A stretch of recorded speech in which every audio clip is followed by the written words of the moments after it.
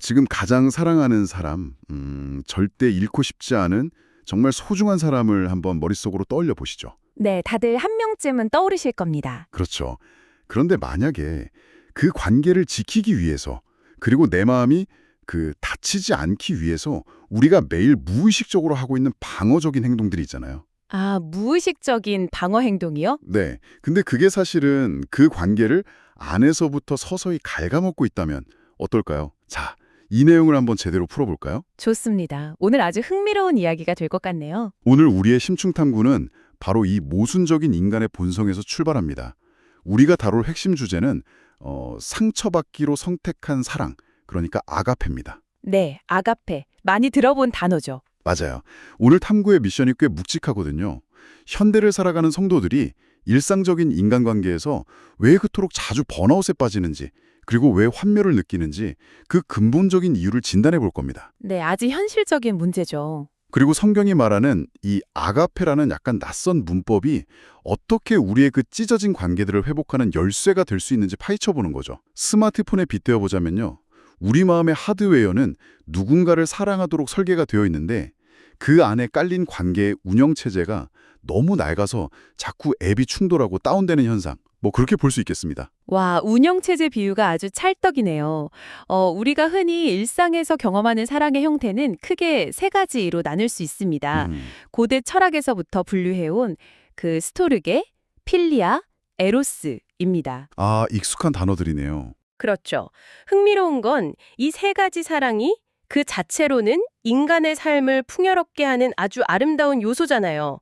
그런데 결정적인 순간에 오히려 우리의 관계를 무너뜨리는 기폭제가 된다는 점입니다.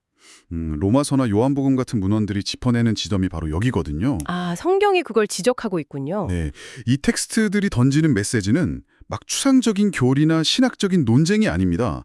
철저하게 우리의 거실, 직장, 그리고 교회 공동체 안에서 매일 벌어지는 그 감정적 줄다리기, 피로감에 대한 아주 현실적인 진단서라고 볼 수 있죠. 감정적 줄다리기 진짜 피곤하죠. 그 진단서를 제대로 읽으려면 먼저 우리의 일상적인 사랑이 구체적으로 어떻게 변질되는지 그 패턴을 들여다봐야겠네요. 맞습니다. 첫 번째로 언급된 스토르게부터 보죠. 이건 부모의 사랑이나 가족 간의 묵묵한 돌봄, 이런 걸 의미하잖아요. 무조건적인 희생의 대명사처럼 여겨지는데 여기에 아가페라는 본질이 빠져버리면 어떻게 되나요? 그게 참 안타까운 부분인데 이 헌신이 어느 순간 무서운 청구서로 돌변한다고 합니다. 와, 청구서요? 단어가 확 와닿네요. 그렇죠. 예를 들어서 자녀를 위해 평생을 희생한 부모가 있어요. 그런데 자녀가 자신의 기대와 전혀 다른 진로를 선택하거나 독립하려고 할 때 내가 너를 어떻게 키웠는데 나한테 이럴 수 있니? 라면서 그동안의 희생을 비처럼 들이미는 상황. 다들 한 번쯤 보시거나 겪어보셨을 겁니다. 아, 진짜 숨이 턱 막히는 상황이네요. 여기서 매력적인 부분은 그 청구서를 내미는 심리의 기저에 막 악의가 있는 게 아니라는 사실입니다. 악의가 없다고요? 네, 오히려 너무나 깊은 애착에서 비롯되는 거죠. 자, 두 번째 형태인 필리아 역시 마찬가지입니다. 필리아는 같은 가치관을 공유하는 우정이나 동제를 뜻하잖아요. 네, 보통 친구들끼리 우리 진짜 잘 통한다 이런 거요. 맞아요. 하지만 이 필리아가 아가페로 정화되지 않으면 우리와 뜻이 맞는 사람끼리만 뭉치는 견고한 벽이 되어버립니다. 아, 배타적이게 되는 거군요. 정확합니다. 현대 교회나 여러 신앙 공동체 안에서 흔히 볼 수 있는 그 소위 끼리끼리 문화가 대표적이죠. 나와 코드가 맞는 사람들, 내게 상처 주지 않을 안전한 사람들하고만 교류하면서 낯선 이의 접근을 완전히 차단하는 요새로 변질되는 겁니다. 청구사에 이어서 이번엔 벽이라. 와, 벌써부터 인간관계의 피로감이 막 몰려오는 기분인데요. 그럼 마지막 세 번째 에로스는 어떤가로? 보통 에로스 하면 되게 낭만적이고 열정적인 사랑을 떠올리잖아요. 에로스 역시 아가페가 없으면 너 없이는 안 돼 라는 숨막히는 집착과 소유욕으로 추락합니다. 상대를 완벽하게 통제해야만 내 마음이 비로소 안심이 되는 상태, 그렇게 변하는 거죠. 그렇다면 이 모든 것이 의미하는 바는 도대체 무엇일까요? 스토르게의 필리아 에로스 자체가 나쁘다는 뜻은 아닐 텐데요? 당연히 나쁜 게 아니죠. 정말 소중한 것들이죠. 듣다 보니까 우리가 현대사회에서 관계를 맺고 유지하는 방식이 약간 흡사 냉혹한 주식 투자 시스템 같다는 생각이 들거든요. 주식 투자요? 어떻게 연결되죠? 그러니까 내가 상대방에게 시간이나 에너지, 감정을 이만큼 막 투자했으니까 상대방도 당연히 그에 상응하는 보상이나 애정을 돌려줘야 한다고 기대하는 거죠. 만약 기대했던 수익률이 안 나오거나 감정적 손실이 발생하면 우리는 리스크 관리를 한답시고 곧바로 마음의 문을 닫고 그 사람을 내 삶에서 상장 폐지시켜버리잖아요. 와, 리스크 관리라는 표현이 아주 정확합니다. 이 세 가지 사랑이 무너지는 단 하나의 공통된 원인을 꿰뚫으셨네요. 스토르게의 청구서, 필리아의 벽, 에로스의 집착. 이 모든 것의 핵심 동력은 역설적이게도 상처받지 않기로 선택하는 방어 기제입니다. 아, 상처받지 않으려고 그러는 거군요. 네, 돌려받을 수 있을 거라 계산하고 우리끼리만 뭉치면 안전할 거라 믿고 상대를 꽉 움켜쥐면 잃지 않을 거라 착각하는 거죠. 현대 성도들이 일상적 관계에서 겪는 깊은 번아웃의 근원은 바로 이 손익 계산의 필요감입니다. 계속 계산기를 두드리고 있으니까요. 맞아요. 사랑이라는 이름으로 끊임없이 상처받지 않으려고 계산하고 방어하니까 관계가 질식해버리는 겁니다. 결국 그 상처받지 않으려는 본능, 그 조건부 사랑이 우리의 관계를 병들게 하고 있다면 우리에게 이 주식 투자 같은 손익 계산의 문법을 완전히 파괴할 새로운 차원의 운영체제가 필요하다는 결론에 이르네요. 네, 바로 그것이 아가페인 거죠. 이 아가페의 작동 방식을 설명하기 위해서 자료에 로마서 5장 8절 문구가 등장하거든요. 우리가 아직 죄인이었을 때, 저는 이 아직이라는 단어가, 그러니까 while이라는 단어가 관계의 패러다임을 완전히 산산조각낸다고 생각합니다. 그렇죠. 아직. 아가페의 문법은 상대방이 내 마음에 들게 싹 변한 후나 내 사랑을 받을 자격을 충분히 증명한 후에 주어지는 게 아니라는 뜻이잖아요. 전혀 아니죠. 아직 엉망진창일 때, 아직 나에게 막 상처를 주고 있을 때 먼저 주어지는 것이라는 점이 굉장히 충격적입니다. 그 아직이라는 단어는 사실 조건부 사랑에 익숙한 우리 인간의 뇌로는 쉽게 납득하기 어려운 개념이거든요. 누가복음 15장에 등장하는 탕자의 비유를 보면 이 비합리성이 더 명확해집니다. 아, 탕자의 비유요? 네, 아들이 아버지 재산을 싹 다 탕진하고 거지가 되어서 돌아올 때 머릿속으로 막 치밀하게 조건을 준비합니다. 어떻게 사과할지, 어떻게 용서를 빌지 말이죠. 자격을 갖추려고 노력한 거네요. 맞아요. 하지만 아버지는 아들의 입에서 그 사과의 대사가 나오기도 전에, 즉 어떤 조건이 충족되거나 진정성이 검증되기도 전에 먼저 달려가서 목을 안고 입을 맞춥니다. 세상에 먼저요? 상처받은 쪽에서 먼저 어떤 안전장치도 없이 무방비 상태로 달려가는 행위, 이것이 아가페의 진짜 본질입니다. 이 지점에서 그 영문학자 C.S. 루이스의 통찰이 우리의 뒤통수를 제대로 치거든요. 선물의 사랑은 대상이 사랑스럽기 때문에 사랑하는 것이 아니라 사랑함으로써 대상을 사랑스럽게 만든다. 아, 정말 아름다운 문장이죠. 우리가 보통 누군가랑 관계를 맺을 때는 상대가 막 매력적이거나 나한테 이득이 되니까 사랑을 시작하잖아요. 당연하죠. 그게 본능이니까요. 내가 가치 있는 사람이 되어야만 누군가에게 사랑받을 수 있다는 게 이 세상의 룰이고요. 그런데 아가페는 인과관계를 완전히 뒤집어 버립니다. 가치가 있어서 사랑받은 게 아니라 먼저 사랑받았기 때문에 비로소 가치 있는 존재로 창조된다는 거죠. 맞습니다. 기독교에서 말하는 십자가 사건 역시 인간이 어떤 훌륭한 행동을 한 것에 대한 보상이 아니라 사랑 그 자체의 일방적인 출발점이라는 설명이죠. 아, 출발점. 그런데요, 이 개념이 현대 성도들에게 아주 깊은 딜레마를 안겨줍니다. 현대사회는 철저한 성과주의잖아요. 끊임없이 스펙을 쌓고 내 유능함을 증명하고 매력을 가꿔야만 소속감과 사랑을 얻어낼 수 있다고 계속 압박하죠. 맞아요. 숨 돌릴 틈이 없어요. 이런 세상에서 살아남기 위해 매일 고군분투하다 보니까 신앙생활을 하면서도 하나님의 사랑이나 타인과의 관계를 내가 노력하고 헌신한 만큼 주어지는 대가로 오해하기가 너무 쉬운 거예요. 아, 교회 안에서도 그걸 증명하려고 하는군요. 네. 그래서 많은 분들이 내면의 깊은 수치심이나 공허함을 안고 살아갑니다. 증명하지 않아도 자격이 없어도 먼저 제공되는 순수한 선물로서의 아가페는 현대인의 삶의 방식과 너무나도 이질적이니까요.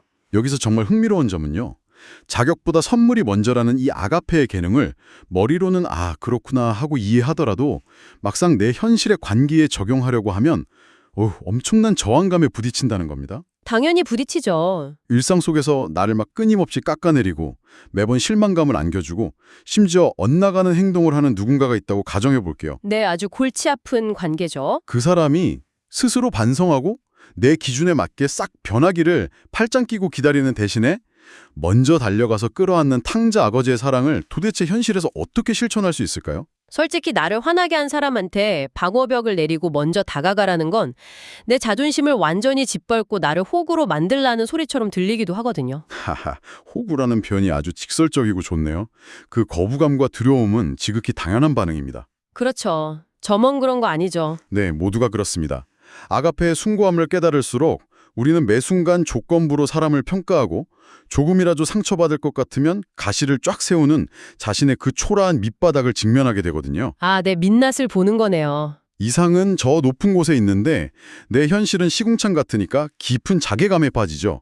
바로 이 지점에서 요한복음 21장에 기록된 베드로의 이야기가 등장합니다. 아, 베드로? 우리가 일상과 싱어진성 완벽하게 실패하고 관계의 밑바닥을 쳤을 때 이 무조건적인 사랑이 우리 같은 연약한 인간을 어떤 방식으로 대하는지 그 해답을 아주 섬세하게 보여주는 장면입니다. 그 베드로가 자신이 절대 예수님을 배신하지 않겠다고 막 호언장담했잖아요. 그랬죠. 목숨도 바치겠다고 했죠. 그런데 예수님이 잡히시던 밤에 무려 3번이나 처절하게 모른다고 부인하고 도망친 바로 그 이후의 이야기죠. 나중에 부활하신 예수님과 숯불을 피워놓고 다시 마주 앉았을 때 예수님이 베드로에게 네가 나를 사랑하느냐고 3번이나 물으시잖아요. 네. 이때 헬라어 원어의 디테일을 살펴보면 이 대화의 깊이가 완전히 달라집니다. 예수님이 처음 2번은 네가 나를 아가파오, 즉 아가페 하느냐고 그 완전하고 헌신적인 사랑을 요구하듯 물으십니다. 베드로가 진짜 뜨끔했겠네요. 그렇죠. 실패의 쓴맛을 제대로 본 베드로는 차마 거짓말로라도 그렇다고 대답을 못합니다. 대신 저는 주님을 필레오, 그러니까 우정이나 인간적인 애정으로 사랑합니다 라고 대답하죠. 아, 자기 수준을 인정한 거군요. 네, 자신의 사랑은 그저 조건부이고 연약할 뿐이라는 한계를 뼈저리게 인정한 겁니다. 베드로는 자신이 완벽한 아가페로 사랑할 수 없는 존재임을 이미 깨달은 상태였어요. 와, 마음이 너무 아픈데요. 여기서 결정적인 장면은 예수님의 3번째 질문입니다. 상대방이 내 기준에 미치지 못할 때 보통 우리는 어떻게 하나요? 화를 내죠. 왜 그것밖에 안 되냐고. 맞아요. 그런데 예수님은 왜 그것밖에 안 되느냐? 다시 아가페로 사랑한다고 말해라 라고 다그치지 않으십니다. 3번째 질문에서 예수님은 자신의 언어를 베드로의 언어로 싹 바꿔주십니다. 네가 나를 필레오하느냐? 며 베드로의 그 초라한 수준으로 직접 내려가 주신 겁니다. 세상에 수준을 맞춰주신 거네요. 아가페는 완벽한 잣대를 들이밀면서 상대를 내 수준으로 멱살 잡고 끌어올리는 폭력이 아닙니다. 상대의 부서진 한계와 연약함을 있는 그대로 인정하고 그 사람이 서 있는 바로 그 바닥으로 기꺼이 내려가서 거기서부터 다시 시작하는 것. 그것이 아가페의 진정한 모습이죠. 잠깐만요. 이 부분은 우리가 일상에서 맺는 관계의 상식을 완전히 뒤집어 버리는데요. 보통 우리는 누군가를 진정으로 사랑한다면 그 사람이 좀 더 나은 존재가 되도록 끊임없이 자극을 주고 때로는 쓴소리도 해가면서 내 높은 기준에 맞추도록 채찍질하는 게 사랑이라고 생각하잖아요. 다들 그렇게 교육받고 자라왔죠. 상대방의 낮은 수준으로 훌쩍 내려가 버리면 결국 내 기준을 포기하고 타협하는 거 아닌가요? 듣다 보니 이런 비유가 떠오릅니다. 대형마트 한복판에서 원하는 장난감 사달라고 바닥에 대자로 누워서 막 악을 쓰는 아이가 있어요. 아, 상상만 해도 땀이 나네요. 그렇죠. 어른의 통제와 논리라는 그 높은 기준을 가진 부모는 보통 위에서 아래를 딱 내려다보면서 당장 일어나지 못해, 똑바로 말해 이러면서 윽박지릅니다. 아이를 내 수준으로 끌어올리려는 시도죠. 네. 그런데 어떤 부모는 체면이나 주변 시선 다 내려놓고 아이랑 같이 그 차가운 마트 바닥에 털썩 주저앉습니다. 그리고 아이와 눈높이를 맞추고 그래, 많이 속상했구나 하고 말을 건네죠. 예수님이 필레오로 내려오셨다는 건 바로 이렇게 기꺼이 바닥에 같이 주저앉아서 눈을 맞춰주신 것 같다는 생각이 듭니다. 와, 아주 완벽한 비유입니다. 부모가 바닥에 같이 앉아준다고 해서 아이와 똑같이 어리석어지는 건 결코 아니잖아요. 그렇죠. 오히려 더 성숙해 보이죠. 맞습니다.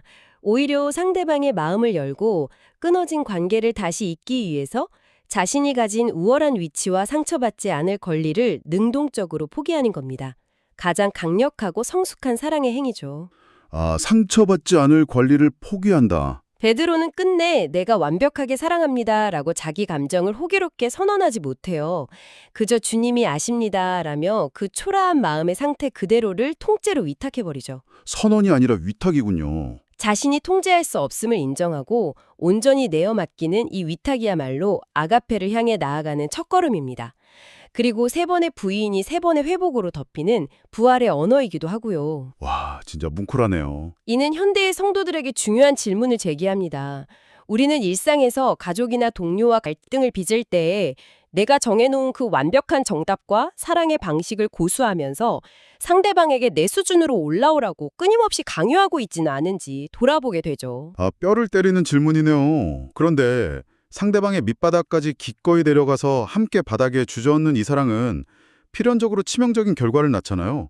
가장 깊은 상처와 굴욕을 온몸으로 감수해야만 가능하다는 점이죠. 정확합니다. 상처를 피할 수가 없죠. 십자가라는 그 극단적인 고통의 사건이 신은 과연 우리를 어느 정도까지 사랑하는가라는 인류의 오랜 질문에 대한 대답이 되고, 사랑은 죽음보다 강하다는 아가서의 구절이 부활을 통해 증명된다는 논리가 성립되네요. 네, 바로 그 지점입니다. 창조주라는 그 절대적인 위치에 있다면 굳이 더러운 흙바닥에 내려오지 않고도 저 멀찍이 떨어져서 안전하게 사랑을 베풀 수 있었을 텐데 말이죠.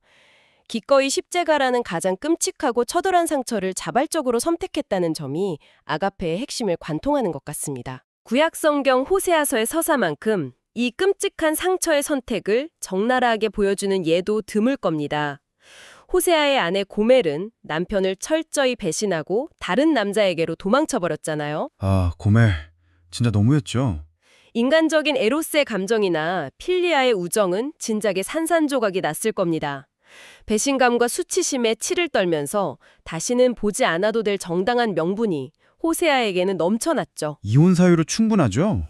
그런데 3장 1절에서 다시 가서 그녀를 사랑하라는 정말 가혹한 명령이 떨어집니다. 감정이나 매력이 남아있어서가 아니라 그녀를 향한 약속, 즉 말씀이 남아있었기 때문입니다. 와, 말씀 때문에. 이것은 내 살이 찢기고 상처받을 확률이 100%인 맹렬한 불구덩이 속으로, 그것도 두 눈을 똑바로 뜨고 제 발로 걸어 들어가는 것과 같습니다. 아까 C.S. 루이스가 남겼던 그 유명한 명언이 왜 이토록 서늘하게 다가오는지 이제 좀 알겠습니다. 사랑한다는 것은 상처받기 쉬운 상태가 되는 것이다. 사랑의 위험으로부터 완전히 안전한 유일한 장소는 지옥뿐이다. 네, 너무나 통찰력 있는 문장이죠. 아브라함은 창세기에서 자신의 가장 소중한 아들 이삭을 제단에 내려놓는 포기를 보여줬지만 신은 배신하고 등을 돌려 도망가는 우리 인간을 결코 내려놓지 않았다는 거네요.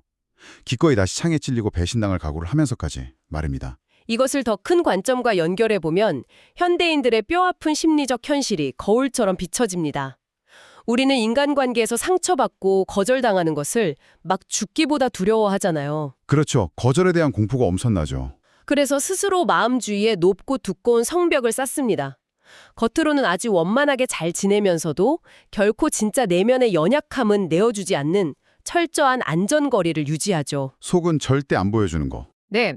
그런데 루이스의 통찰에 따르면 상처받지 않으려고 치밀하게 설계한 그 완벽한 방어막아는 세상에서 가장 안전한 곳일지는 몰라도 결국 타인과의 진정한 교감이나 생명력이 완전히 차단된 고립된 지옥과 같다는 것입니다. 지옥이요? 스스로를 보호하려던 시도가 결국 스스로를 미덤에 가두는 결과로 이어지는 엄청난 비극이죠. 그렇다면 현실적인 질문을 진짜 안 던질 수가 없네요. 일상적인 관계에서 나한테 되게 이기적으로 굴고 틈만 나면 내 마음에 생채기를 내는 사람한테 호세아처럼 다가가서 다시 상처받을 위험을 감수하라는 건 솔직히 너무나 두렵고 약간 소름 끼치는 일이거든요. 네, 미친 짓처럼 보일 수 있죠. 인간의 본성을 완전히 거스르는 짓이잖아요. 도대체 우리는 무슨 수로 그런 무모할 정도의 취약해질 용기를 낼 수 있을까요? 내 의지나 도덕적 결단만으로는 하루도 못 가서 무너질 게 뻔합니다. 그 치열한 질문에 대한 해답은 요한일서 4장 19절에 명확히 선언되어 있습니다. 우리가 사랑함은 그가 먼저 우리를 사랑하셨음이라. 아, 먼저 사랑하셨다. 우리가 겹겹이 쌓은 방어벽을 허물고 다시 상처받을 용기를 낼 수 있는 근거는 우리의 뛰어난 인내심이나 굳은 의지력이 아닙니다. 내심이 아니군요. 네, 우리가 나 하나 다치지 않으려고 아주 이기적으로 계산기를 두드리고 심지어 배신하고 숨어버리는 바로 그 순간조차도 누군가가 나를 위해 기꺼이 모든 상처를 다 받아내는 아가페를 이미 실천했다는 그 압도적인 사실에 있습니다. 와, 내가 그 무조건적인 사랑의 수혜자라는 흔들림 없는 정체성만이 우리가 누군가에게 다시 손을 내밀 수 있게 하는 유일하고도 영구적인 동력이 되는 겁니다. 오늘 우리가 기억해야 할 단 하나의 문장이 바로 나는 먼저 사랑받은 자다인 이유가 여기에 있었군요. 내가 누군가에게 쓸모를 막 증명해서가 아니라 자격 미달의 엉망인 상태에서도 이미 완전하게 사랑받았다는 사실이 내면에 떡하니 확정될 때 비로소 우리의 그 낡은 운영체제가 업데이트되는 셈이네요. 완벽한 정리입니다. 그제야 가족을 향한 스토르게는 억울한 청구서가 아닌 자발적인 헌신의 기쁨이 되고 친구를 향한 필리아는 우리끼리만 뭉치는 답답한 벽이 아니라 낯선 이를 포용하는 열린 공간이 되며 연인을 향한 에로스는 상대를 옥죄는 집착이 아니라 나를 온전히 내어주는 위탁으로 재탄생할 수 있겠습니다. 현대의 성도들에게 가장 필요한 영적 점검이 바로 그것입니다. 이 자료의 내용들을 바탕으로 지금 듣고 계신 여러분께 한번 여운을 남기는 질문을 드리고 싶습니다. 네, 어떤 질문이죠? 일상 속에서 스토르게, 필리아, 에로스 중에 아직 아가페로 정화되지 않아서 늘 상처만 남기는 관계는 무엇입니까? 다들 머릿속에 누군가 스쳐가실 것 같네요.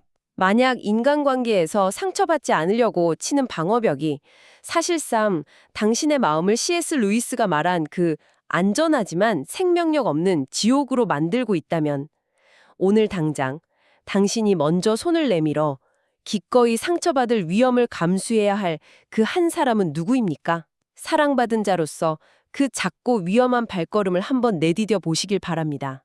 진짜 먹먹해지는 질문이네요. 여기서 정말 도발적인 상상을 하나만 더 해보면서 오늘의 탐구를 마무리해볼까 합니다. 우리는 과거 어느 때보다 연결된 세상에 살고 있잖아요. 네, 스마트폰 하나면 다 연결되죠. 클릭 한 번이면 마음에 들지 않는 사람을 쓱 차단할 수 있고 읽기 싫은 메시지는 그냥 숨김 처리해버릴 수 있죠. 알고리즘은 철저하게 나와 의견이 맞는 안전한 사람들과 컨텐츠만 내 피드에 쫙 보여주고요. 아주 매끄러운 세상이죠. 우리가 상처받지 않기 위해 구축한 이 완벽하고 매끄러운 디지털 통제권. 이것이야말로 방금 전문가님이 그리고 루이스가 경고했던 완벽하게 안전하지만 상처받을 위험과 생명력을 모두 거세당한 궁극의 지옥이 아닐까 그런 생각이 듭니다. 와, 아주 예리한 통찰이네요. 현대 버전의 지옥일 수 있겠네요. 이 매끄러운 디지털 벽 뒤에 꽁꽁 숨어서 안전만을 추구할 것인지 아니면 오늘 당장 내가 통제할 수 없는 그 껄끄러운 현실의 관계 속으로 뚜벅뚜벅 걸어 들어가서 기꺼이 먼저 상처받을 위험을 감수할 것인지 먼저 사랑받은 자로서 당신이 내딛어야 할 그 작고 두려운 첫발은 어느 방향을 향해야 할지 깊이 고민해 보시기 바랍니다. 오늘 이야기가 많은 분들께 용기가 되었으면 좋겠습니다. 네, 오늘 나눈 내용들이 여러분의 일상과 신앙의 치열한 고군분투 속에서 진정한 힘과 또 다른 용기가 되기를 바라며 오늘의 심층 탐구 여기서 마치겠습니다. 함께해 주셔서 감사합니다.